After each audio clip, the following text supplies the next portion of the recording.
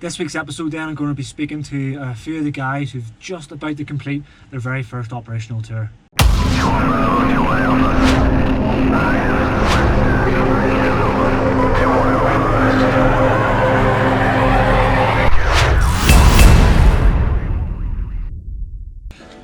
How's it going then, and welcome back again. If this is your first time watching the channel itself, welcome. My name's Luke, obviously currently serving in the army, the British Army to be specific, and that's 1 Royal Irish Regiment. So on this week's episode then, what I'm going to be doing is going to get a few of the guys in who's their very first operational tour that we're currently on, and we're about to finish it imminently. So just ask them a few questions on their sort of experiences and how they felt like being away from home. So we've currently been away for just over 7 months now. A couple of them have already been on the channel before. So Robbie was on one of the very first episodes. James Lynch was on the one reference to Foxhound, which I'm currently sitting in. I'll link that here, and you can go get eyes on what the vehicle it is. And the other one, and Tegan as well, he's also been on it. Also then, what these three guys have in common is they've all been through the sort of Harrogate process. So they went through that sort of junior soldier part, and they've all sort of came to their regiments, so passed out of training within between 1 and 2 years, and this is all their very first time in Afghanistan.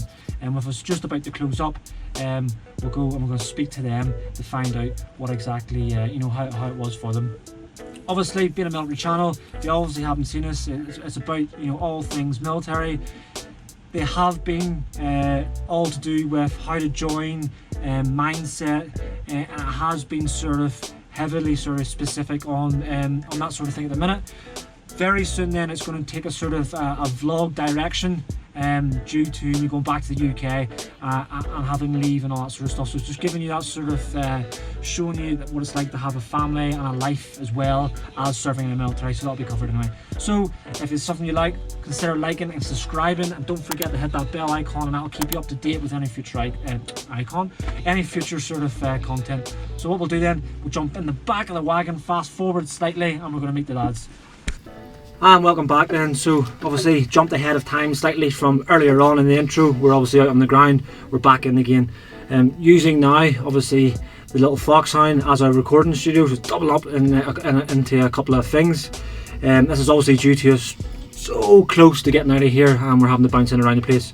So obviously Edward Tegan, Robbie Moore and James Lynch, all seen throughout the previous videos.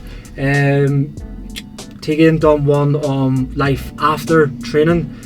Then Robbie, you were on the very first one, reference like Harrogate and like why to join up and stuff. And then Lynch, you were in the one reference to Foxhound, so in here. So what we're going to cover then is the end of the deployment and the first deployment. So I think what we'll kick it off for is a question then, so just basically what it's like, so your expectations. So for you then, what were you sort of thinking during pre-deployment, and what are you sort of thinking now that you've gone through the whole process?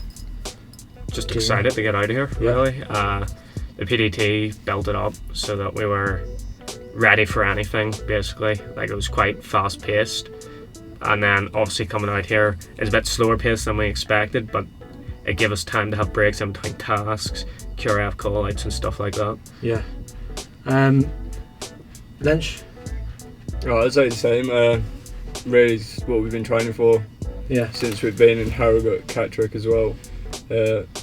Obviously, Harrogate and Catterick is a bit different, but PDT was a lot more what we'd do out here and things like that. So it's just really getting out here, to be honest. So, with what you all being, so did you all know about this tour when you were in Harrogate? So did you know about us going here? Yeah, so we were told whilst we was in, but it wasn't confirmed until we was in Catterick. Right, okay. So obviously you're in Catterick or in battalion, you hear about this sort of tour. You're doing that sort of training in the sort of training establishments, as obviously you now know it's not what you're going to train for. In training it isn't really specific to operations or where you're going on, it's a more generic thing. Yeah. So going through that style of training, hearing about that, so I'm right in saying we're all excited, you're all excited to get out and sort of stuff? Yeah. So you've been through it all then, so for yourself Robbie, so you've been through the tour and everything. What sort of, let's talk like, so your expectations, what was it like What was it like in your own words, basically? Well, it was obviously getting here, like it was just as we expected from boys from like the last tour was telling us and how it was like and what to expect and what not to expect. Yeah. I was told to expect to be on task every day. I'm aware. Yeah. It was just getting up and doing it, like, so. From my point of view, I was looking up to like the older lads, the more senior blokes, and they would fill me in more on what to expect. Right. And then, so just so you all know then, so their task out here is sort of AFP, so Armed Force Protection. So it's basically they are bodyguards as such for either military advisors or civilian advisors. So they're going in to advise sort of Afghan government on sort of things and give them a helping hand, and these guys are their protection parties for that. Someone will be bouncing out to do it and someone will be doing driving. So are you all driving? No, you're not driver, so driving. Yeah. So just we're on driving then, so they're all, obviously bar Robbie, he will do that when we go back to UK. I've got their C licence. So they've got their driving licences from after training, they've got their C licence to drive this year. So let's tell these ones then what's it sort of like to drive in Kabul.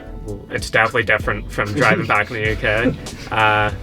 There's kind of not as many laws or rules they abide by out in the road here, so you have to be kind of vigilant about what they're going to do because they're so unpredictable. Like, you have to like just know what they're doing, because at the end of the day, if you have a crash, you're going to have to deal with it yourself, like, and that's basically it. It's just mental. Me watching it in the back, like it's like organised chaos, so it is. So I go, Lynch, tell us then, like, first time out on the ground driving wise, so behind the wheel, so like taking us in there about absolute chaos, like what's it like for you going? It's mental. You got to watch out for everything. Normally back in the UK you just watch out for the roads, but over here you've got kids running about, you've got adults running about, and also you've got taxis, which seems to be every car over here, and buses. I mean, they just do their own thing. So do what they want. What about so obviously you went R&R, so you have a big operation, so this one's been longer, so as long as when I've done, we've been here just over 7 months now. Halfway in between that, then you'll have 2 weeks at home. So when you went home then, by yourself, Roy, did your driving, has it changed, progressed anymore from being thrown into this sort of deep end out here with this massive armoured wagon and that chaos out there? Do you feel better now in a car? Oh yeah, I feel a lot more confident. Like. Yeah, you concentrate a lot more as well. Yeah. Being out here, then drive back in the UK. I mean, UK's not as busy, but when you're driving on the roads back home, you look for a lot more than you would normally. Yeah. So out here it does improve your driving. So let's talk about the Armed Force Protection part then. So outside of the ground then, Robbie, you can lead then, because obviously these are the time off with the driving. So what? So what is sort of what was it like for you first time then? You're arriving there, we're on wherever you need to be, and now you're in charge. You're in charge of the safety of this person who could sometimes be a high-ranking officer or a much older sort of civilian. Well, it was alright, like, because 9 times out of 10 you would ask him, has he been here before? See what the crack is, see if he's comfortable. Then we'll find out what tier the site is, and 9 times out of 10, like. AMP and all walking about, all them usually aren't armed, so you have nothing to worry about. And they're friendly, they come up and offer you tea and everything, so over time you get to relax because you get to know the sites more. So it gets easier, like, but the first few times is a wee bit weary on it. What is it like for yourselves then? Because obviously we're not working like an infantry platoon as such, you're in these sort of multiples or smaller teams. What's it like for you? Obviously it's embedded in you because through the training, going through that process and the ORBAT and what way a platoon is, but now suddenly being taken out that and effectively being in a sort of small team with these vehicles.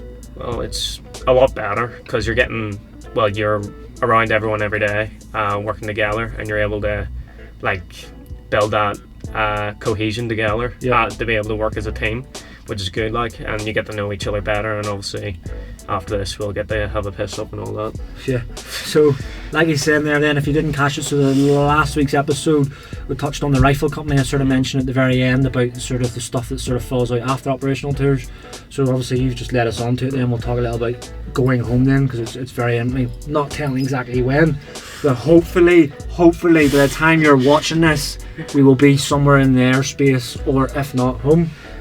Not going to sort of cross our fingers, because it's obviously the transit system sometimes tends to not go on time. However, let's talk about sort of what you're thinking mindset wise going home. Let's talk about money first of all. Don't have to give away specific amounts of money, just in case any wise, well, not wise, hopefully not for me, wise, any girlfriends or anything, we don't want to give away how much he's got, but let's just sort of think, have you any new cars coming, any investments, houses or what? I feel like just living like a king for about a month, like. Yeah, get a month again, yeah. I'm not going to, like, I'm going to be smart with my money and just put it into like a savings account and save it up instead of just going all out, like. Right, okay. Yeah. That's actually a good choice just coming up to Christmas time.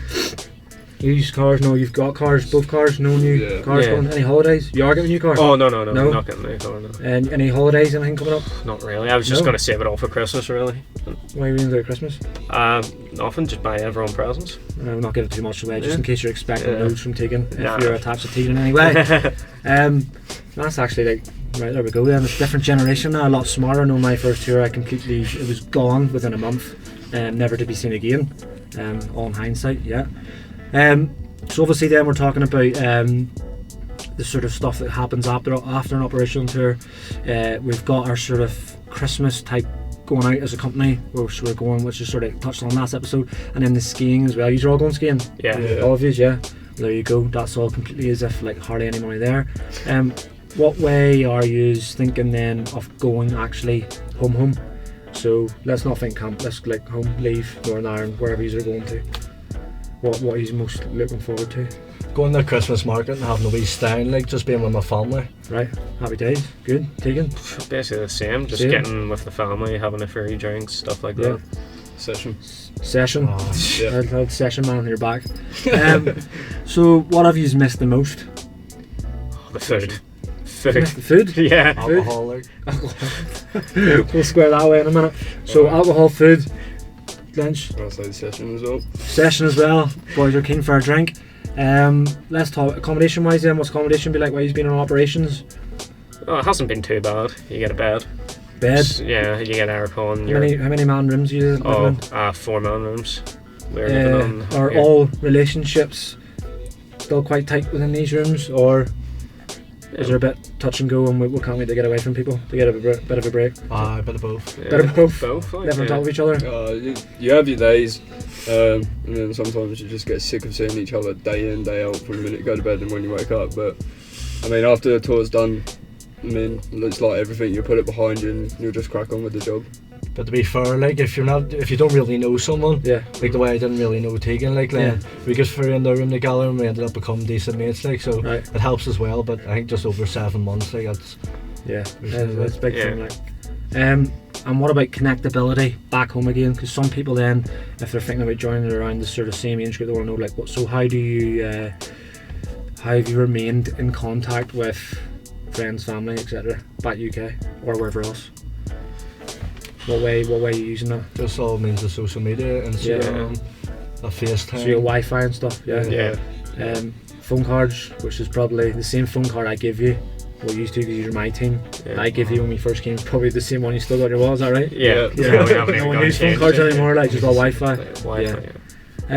Cool. Happy days.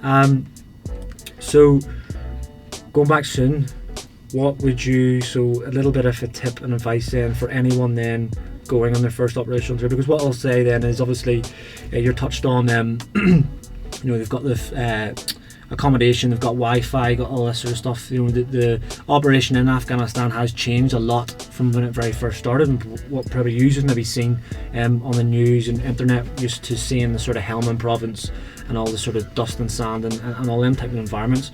However, it's still it's an operation where we are now, and it may not be the same as that daily, but it's still a dangerous city out there, and the boys have dug in blind and they've worked really hard. And you then have obviously had, not sure, so you two definitely called out on QRF, which is Quick Reaction Force, and it was all over, so Sky News and stuff would report it, where you went out in the ground and sort of dealt with that there, so you had that exposure. So it's just enlightening to how volatile the city is, and go one way one day and then the other way the next day. So if you could tell a past self of yours any little tips before you're coming, or anyone who's watching who's about to go on their first deployment with the army, what would it be? Relax. Don't be panicking, don't be freaking out. Cool. Just keep your wits about you as well, like literally, as we've seen, or all of us have seen, anything can happen in the city within a matter of 5 minutes. Yeah. Something can happen. So just expect the unexpected, really. Yeah. Just have something to do in the evenings and stuff when you're doing nothing, because there's only so much like YouTube and Facebook can go through, and just to keep yourself sane is bring something out with you, or have something you want to improve on. Mm-hmm. Well, that's a good one there you've touched on, whereas like you will have time. That time then, if you're not training so your fitness, you're not training your sort of military skills, keep on top of all that sort of stuff, and you're not maintaining the sort of equipment to do the job, you will have sort of white space, so spare time. And I think you can just hit the nail on the head there with, you know, find something to do, like a certain book or maybe a skill you want to brush up on, and you will have time to do that while you're on operations. So yeah, I think that pretty much wraps it up then. Everyone's excited to go home. Oh, aye. Yeah. And obviously with the power of video then, I am going to fast forward the travel to get home. So what I hear now is the flight calling, and we're going to get this little thing here. Don't know if it was in frame of the camera or not. There we go, for Robbie. Tea game. Cheers. Get back to lunch there. And before any sort of one watches this and starts to go mad, this is 0% alcoholic beer before he goes, how are they on operations drinking? So thanks very much for these boys for sitting with us tonight to do this interview.